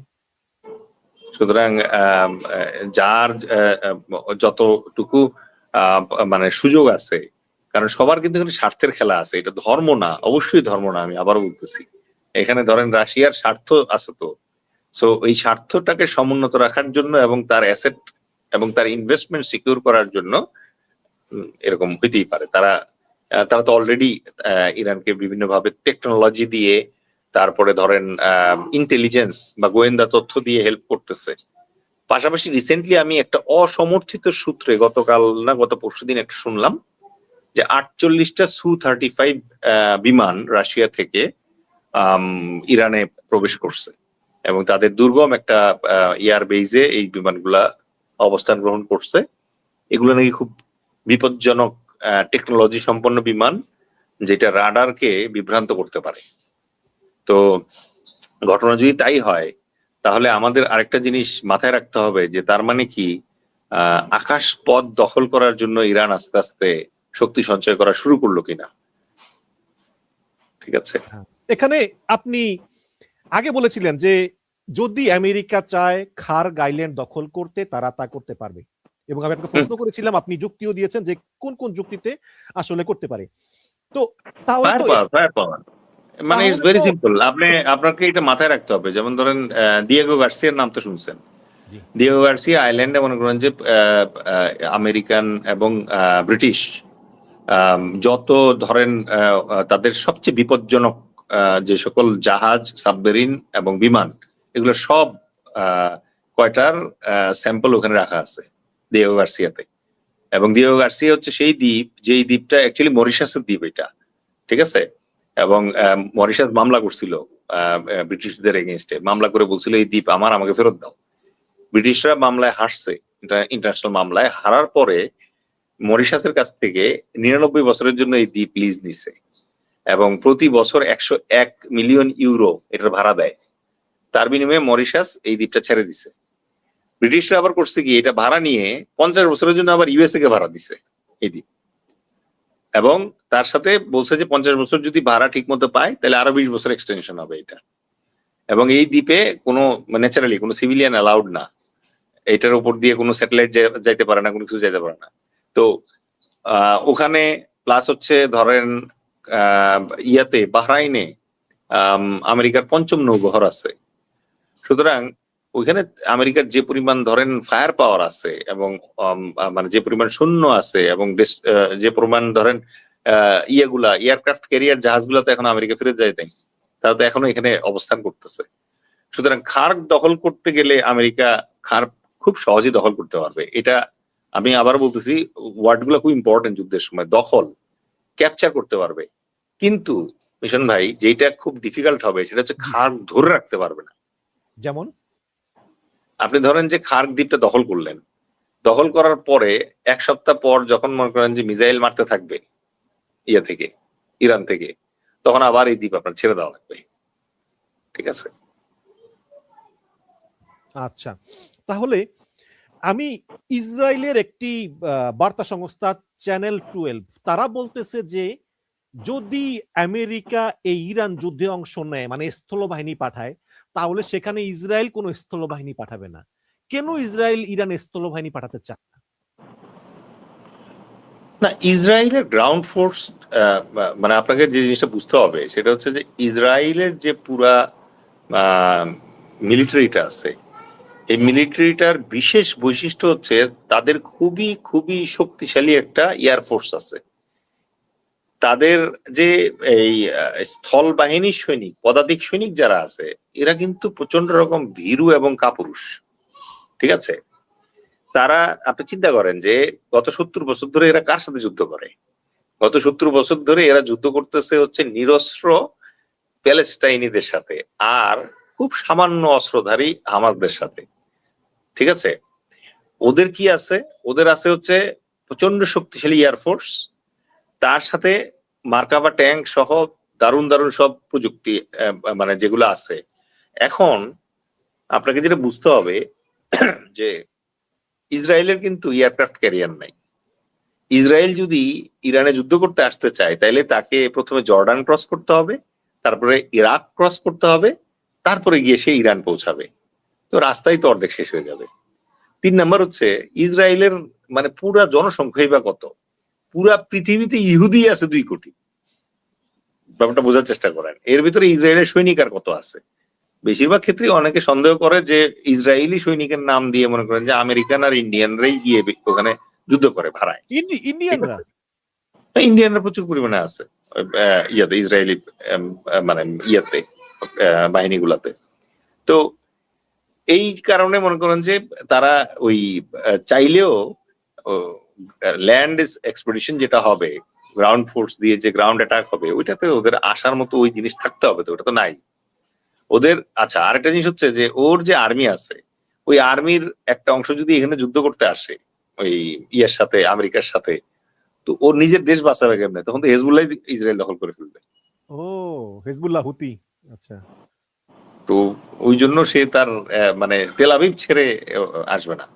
ওদের একটাই মিশন, সেটা হচ্ছে মানে তেল আবিব বাঁচাও। জি। এখানে আমি দেখলাম যে একজন সিনেটর বলল, মানে সাবেক সিনেটর, সে বলতেছে যে কেন নেতানিয়াহুর ছেলেকে যুদ্ধে পাঠায় না? নেতানিয়াহুর ছেলে তো আমেরিকাতে, ফ্লোরিডাতে ফুর্তি করে বেড়ায়। তো এখন এখন আপনার কাছে আসলে কি মনে হয় যে শেষ পর্যন্ত কি হতে পারে? একদিকে বিভিন্ন ফোর্স পাঠাচ্ছে ট্রাম্প, আরেকদিকে আলোচনা চলতেছে আপনার আমেরিকার 15 দফা, ইরানের 5 দফা, এবং ইরানের যে মেইন যে 2টা শর্ত, যে 1 নম্বর হচ্ছে স্ট্রেট অফ হরমুজ আমাদের নিয়ন্ত্রণে থাকবে, আমরা সুয়েজ খালের মতো টোল উঠাবো। দ্বিতীয়ত হচ্ছে যে গ্যারান্টার হতে হবে যে আমাদের উপর আক্রমণ হবে না। তো এই যখন অবস্থা, তখন আপনার কাছে কি মনে হয় যে আসলে কি স্থল যুদ্ধ বা তার পরবর্তী পারমাণবিক যুদ্ধ এটা কি আসলে আসন্ন নাকি? আপনি দেখেন কিনা যে আলোচনা ফলপ্রসূ হওয়ার বিন্দু মাত্র লক্ষণ আপনি দেখেন কিনা? যুক্তির খাতিরে মানে ধরেন আমরা যদি ধরি যে স্থলযুদ্ধ কারা করতে যাচ্ছে? আমেরিকানরাই তো করতে যাচ্ছে। তো আমেরিকানদের দ্বিতীয় বিশ্বযুদ্ধের পরে স্থলযুদ্ধের ইতিহাস যদি আপনি দেখেন, তারা ভিয়েতনামে গেছিল এবং প্রায় 19 বছর যুদ্ধ করে তারপরে কোনো প্রকার বিজয় ব্যতি রেখে ফিরে আসতে বাধ্য হয়েছে। তারা আফগানিস্তান গেছিল, 20 বছর ধরে যুদ্ধ করছে, তারপরে একসময় পালাইতে বাধ্য হয়েছে। তো এবার আসেন আমরা ভিয়েতনাম এবং আফগানিস্তানের সাথে ইরানকে তুলনা করি। ইরানের মানে দৈর্ঘ্যপ্রস্থ হচ্ছে 16 লাখ বর্গ কিলোমিটারের বেশি। ঠিক আছে, মানে বাংলাদেশের 16 গুণ বড়, আফগানিস্তানের 6 গুণ বড়। ঠিক আছে, তাহলে একটা অঙ্কে মানে একবার এক জায়গায় একটা স্ট্যাটিস্টিক্সে দেখতেছিলাম যে ইফেক্টিভলি যদি আপনি ইরান আক্রমণ করতে চান, তাহলে 7 লাখ থেকে 9 লাখ সৈন্য নিয়ে যেতে হবে। ঠিক আছে, তো এখন পর্যন্ত আছে হচ্ছে ওখানে সব মিলায় 40 আগে ছিল, আর এখন ধরেন 10 যোগ করলেন তাহলে 50। ঠিক আছে, অন্য কোনো দেশ সৈন্য দিবে না বলে অলরেডি বলতেছে, তার মানে আমেরিকান সৈন্যই লাগবে। আমেরিকান সৈন্য যদি এখন আপনি ধরেন মানে আরো 2 লাখ সৈন্য যদি নিয়ে আসেন, ধরেন পৃথিবীতে আমেরিকার 800টা ক্যান্টনমেন্ট আছে আমেরিকার বাইরে। ঠিক আছে, কত? জাপানের 800। 800 মানে 800? 800 বলেন না, এক মধ্যপ্রাচ্যেই তো 21টা, তাই না? সো আপনার ওই যে নেটো কান্ট্রিতে, যেমন টার্কিতে আমেরিকান ক্যান্টনমেন্ট আছে, উত্তর কোরিয়াতে সরি দক্ষিণ কোরিয়াতে আমেরিকান ক্যান্টনমেন্ট আছে, জাপানে আমেরিকান ক্যান্টনমেন্ট আছে, ফিলিপাইনে আছে। সো এইসব জায়গায় ওদের আছে। এখন এগুলো সব যদি খালি করেও নিয়ে আসে, তারপরেও ধরেন যে 8-9 লাখ তো হবে না বোধহয়। তো তার কি লাগবে? তার লাগবে যে কোয়ালিশন ফোর্স। যেরকম ইরাকের বিরুদ্ধে যুদ্ধের সময় তারা যেটা করছিল, বহুজাতিক বাহিনী তৈরি করছিল একটা। এইবার তো মনে হয় ইরানের বিরুদ্ধে বহুজাতিক বাহিনী হবে না। সুতরাং বহুজাতিক বাহিনী যদি না হয়, তাইলে ল্যান্ড ফোর্স দিয়ে, আমি আবারও যেটা বলতেছি যে দেখেন, আপনি আক্রমণ করতে পারবেন, কিন্তু আক্রমণ করে আপনি যদি ভূমি দখল করতে না পারেন তাহলে কিন্তু আপনার কথা কেউ শুনবে না। যেমন আকাশপথে আপনি আয়াতুল্লাহ খামেনিকে মেরে ফেলছেন, রেজিম কিন্তু চেঞ্জ হয় নাই। এখন আপনি আসলেন, খারকে ধ্বংস করলেন, আপনি ধরেন ইরানের মানে বিদ্যুৎ কেন্দ্রগুলো ধ্বংস করলেন, ইরানের মানে তেল শোধনাগার গুলো ধ্বংস করলেন, ইনফ্রাস্ট্রাকচারটা হিট করলেন, লাভ তো হচ্ছে না। তো তার মানে ইরান তো আর হার মানতেছে না। তো এই জায়গায় আমার কাছে মনে হয় যে ল্যান্ড অপশন যৌক্তিক ভাবে ইটস নট লজিক্যাল। কারণ হচ্ছে এই ল্যান্ড অপারেশন যদি একবার শুরু হয়, আমেরিকা মনে করেন যে মান ইজ্জতের কারণে তাকে কিন্তু সৈন্য এখানে পাঠাইতেই হবে, যেখান থেকে হোক খুঁজে নিয়ে আসতে হবে। এইটা যদি করতে হয় তাহলে আমেরিকায় তখন তাকে ইয়েতে যাইতে হবে, ওই 18 বছরের ঊর্ধ্বে সকল আমেরিকানকে যুদ্ধের জন্য রেডি করতে হবে। এখন আমেরিকার ভেতরে ট্রাম্পের এই যুদ্ধের ব্যাপারে অলরেডি মতামত কিন্তু নেগেটিভ, রাইট? শুনলাম নাকি 80 লাখ লোক নামছে রাস্তায়। হ্যাঁ, ওই দেশে এই যে লোক নামতেছে, সুতরাং ওই দেশের ইয়াং জেনারেশন যারা আছে তারা এই যুদ্ধে মানে যুদ্ধটাকেই লাইক করতেছে না, আর সৈন্য হিসেবে যুদ্ধে জয়েন করা তো দূর কি বাদ।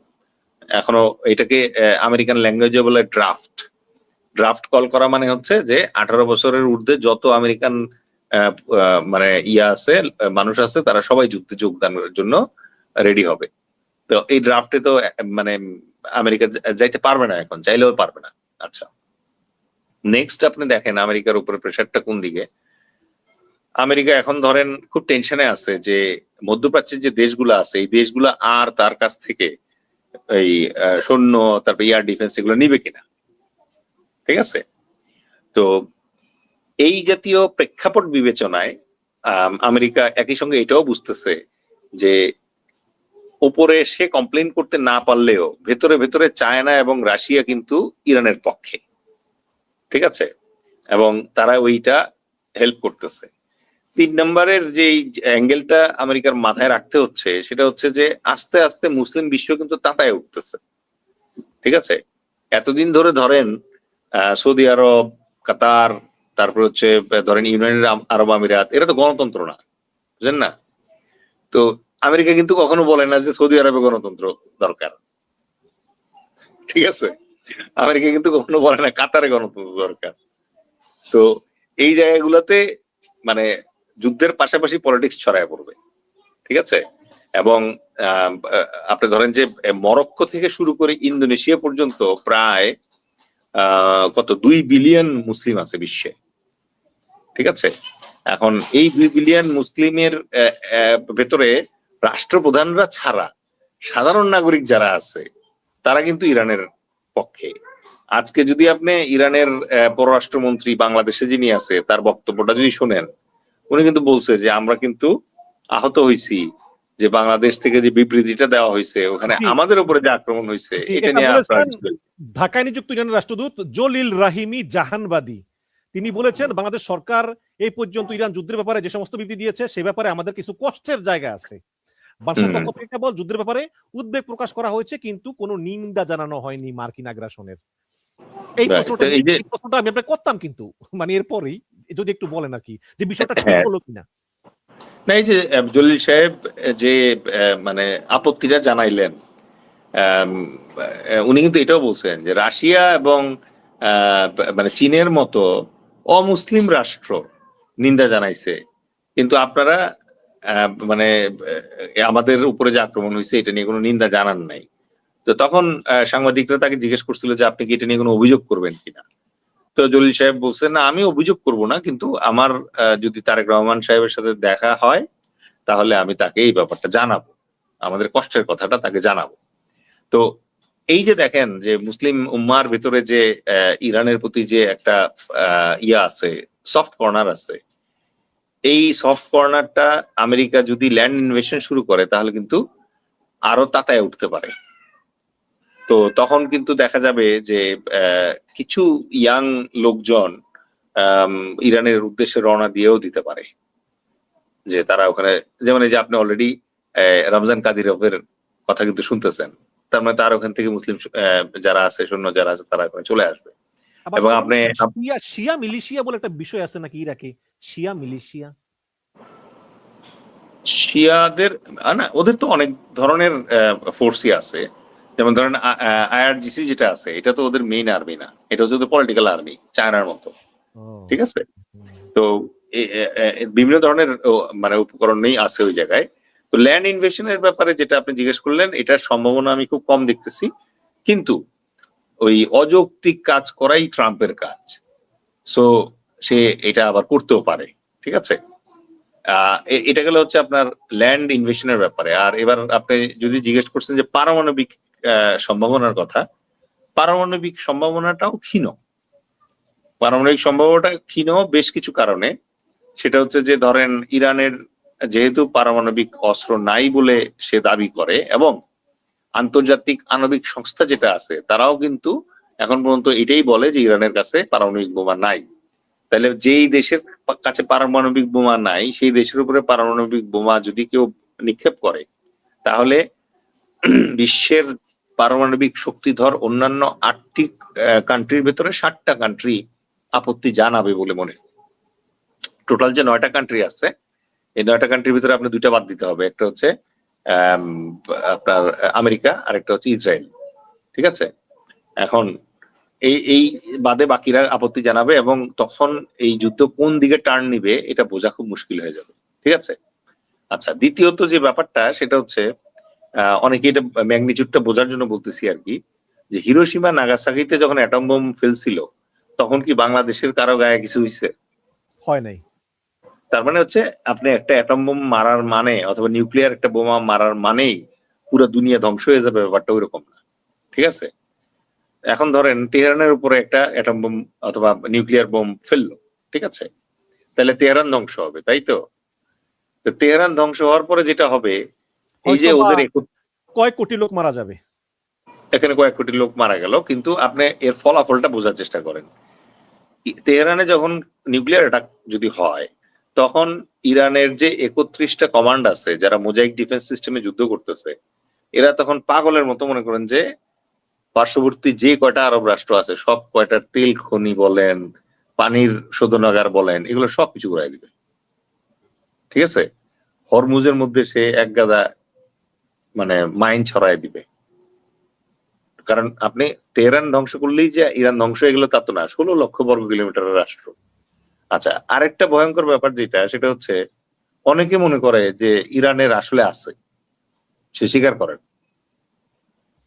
ঠিক আছে, এখন যদি ওইটাও হয়, অথবা ধরেন কিমের হঠাৎ করে মনে হইলো যে না, আমি ছোটখাটো 2টা মানে ইরান বন্ধুকে দিব, মানে উত্তর কোরিয়ার কিম জং উন।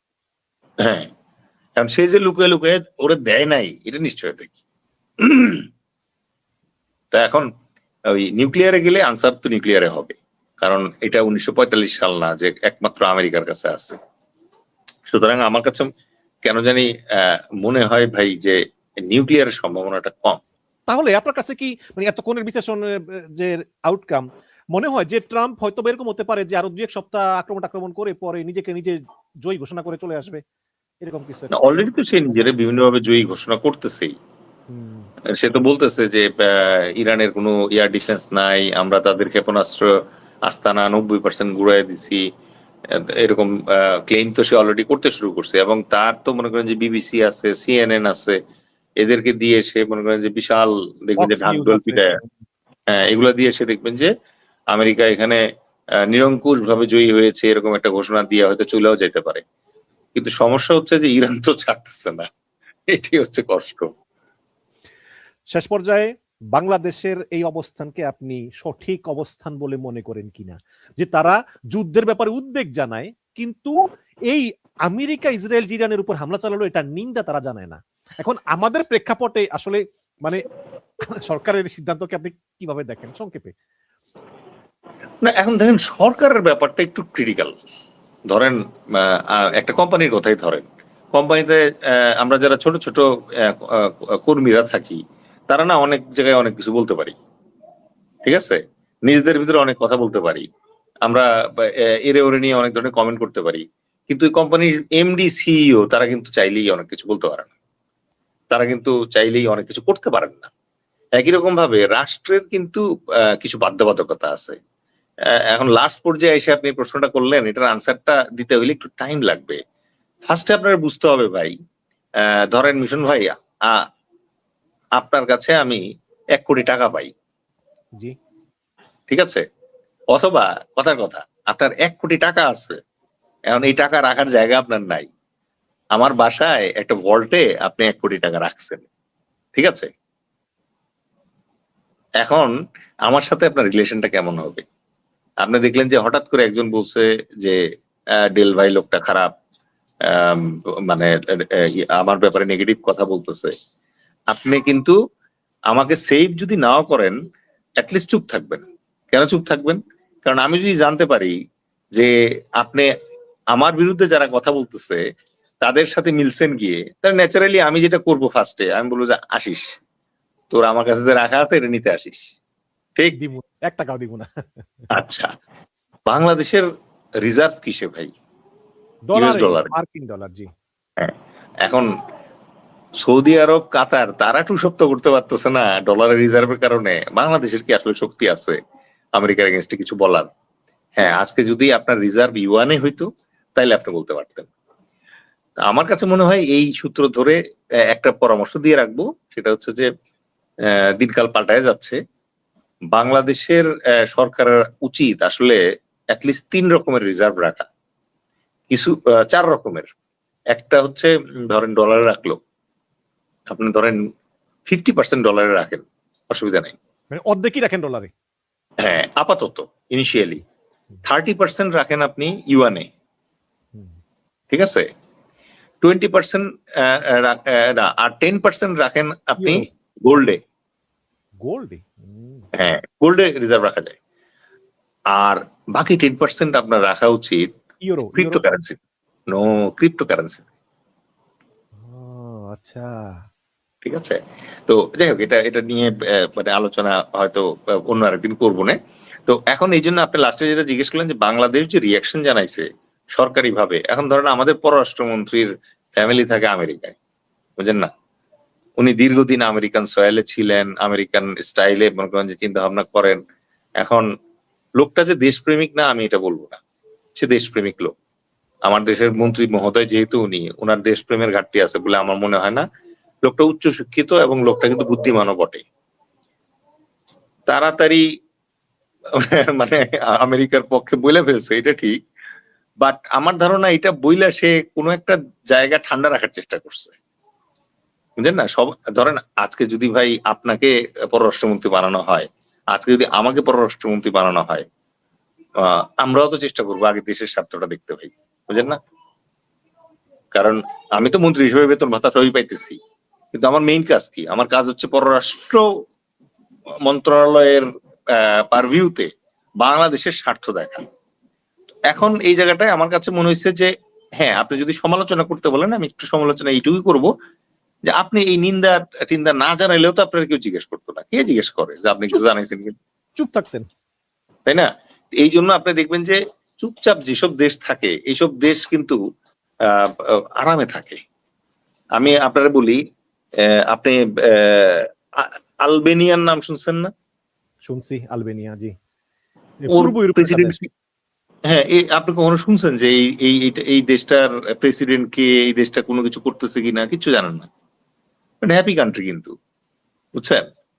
তো আমার মনে হয় বাংলাদেশেরও এরকম একটা স্ট্র্যাটেজি ফলো করা উচিত, যেই জায়গায় মনে করেন যে আননেসেসারি মানে নয়েজ ক্রিয়েট না করে থাকতে পারলে ভালো। আর কথাই তো আছে, বোবা শত্রু নাই। That is true, that is true. এটা যদি করা যায়, ধরেন মানে আপনি কথা কখন বলবেন? যখন আপনার কথার দাম আছে। যেমন যখন 1980 এবং 88 সাল পর্যন্ত যখন ইরান ইরাক যুদ্ধ হচ্ছিল, তখন কিন্তু আমাদের শহীদ প্রেসিডেন্ট জিয়াউর রহমানকে মধ্যস্থতাকারী হিসেবে দাওয়াত দেওয়া হয়েছিল। চিন্তা করেন উনি কোন লেভেলের নেতা ছিলেন, রাইট? আচ্ছা, উনি কিন্তু সার্ক দাঁড় করাইছিলেন নিজের হাতে। তো সার্ক কেন দাঁড় করাইছিলেন? কারণ এই ইন্ডিয়ার হেজিমনি থেকে আমাদেরকে বাঁচানোর জন্য, ঠিক আছে। পরে কিন্তু মানে যখন জিয়াউর রহমান চলে গেল, খালেদা জিয়া শাসন চলে গেল, তখন কিন্তু ইন্ডিয়া আস্তে আস্তে সার্কটাকে মেরে ফেলছে। এখন কিন্তু সার্ক খুবই দুর্বল একটা সংগঠন। আমরা যদি মানে আমাদের সেই ভেতরে যদি ওই শক্তিটা যদি সঞ্চয় করতে পারতাম, তাহলে যেটা সুবিধা হইতো, আজকে কিন্তু শহীদ প্রেসিডেন্ট জিয়াউর রহমানের ছেলে তারেক রহমান ডক্টর মোহাম্মদ ইউনূসকে দিয়ে একটা ওই আপোষ রফা পাকিস্তানের জায়গায় আমরা হয়তো পাঠাইতে পারতাম। অনেকে বলবে যে আরে খাইছে, মানে ভাই এটা কি বলতেছে? ভাই আমার কথা হচ্ছে যে আপনি যদি স্ট্র্যাটেজিক লেভেলে ভাবতে না পারেন, এটা আপনার দুর্বলতা, কিন্তু আমার দুর্বলতা না। আমি তো মানে ফিল করি যে ডক্টর মোহাম্মদ ইউনূস ওই লেভেলের একজন মানুষ যিনি চাইলে আমেরিকা এবং ইরান দুইজনকেই বলতে পারে যে একটু থামো, তোমাদের এই যুদ্ধের কারণে আমাদের মতো ছোট ছোট দেশগুলা যাদের খুব বেশি রিজার্ভ নাই, তারা খুব কষ্টে আছি। আপনি আজকে আমার সোশ্যাল মিডিয়া পোস্ট দেখলে পরে আপনি দেখবেন যে বিজনেস স্ট্যান্ডার্ডে একটা নিউজ আসছে যে সবার আগে জ্বালানি শেষ হয়ে যাবে পৃথিবীতে বাংলাদেশের, যদি এই যুদ্ধ চলে। ঠিক আছে, তো আমাদের যা আছে, যতটুকু আছে, এইটুকুকে গুছাইয়া যদি আমরা মনে করেন যে নিজেদেরকে আস্তে আস্তে শক্তিশালী করি, তারপরে আমরা ওই নিন্দা জানাবো, অভিনন্দন জানাবো, ওগুলা তখন করলে ভালো হবে। আমার দেশের মানুষের মনে করেন যে পেট্রোল পাম্পের লাইন দেখলে পরে মানে চোখে পানি চলে আসে। পেট্রোল না পায়া এক ট্রাক ড্রাইভার, না ডিজেল না পায়া এক ট্রাক ড্রাইভার ভাই নাকি পেট্রোল পাম্পের ম্যানেজারকে মেরে ফেলছে। হ্যাঁ হ্যাঁ হ্যাঁ, সত্য কথা। প্রতিদিন মারামারি হইতেছে। আমার দেশের মানুষের বেকারত্বের হার যেভাবে বাড়তেছে, এগুলা বাদ দিয়ে মনে করেন যে ওই ইরানের নিন্দা জানানো আমার কাছে অপ্রয়োজনীয় মনে হয়। ঠিক আছে জি, জনাব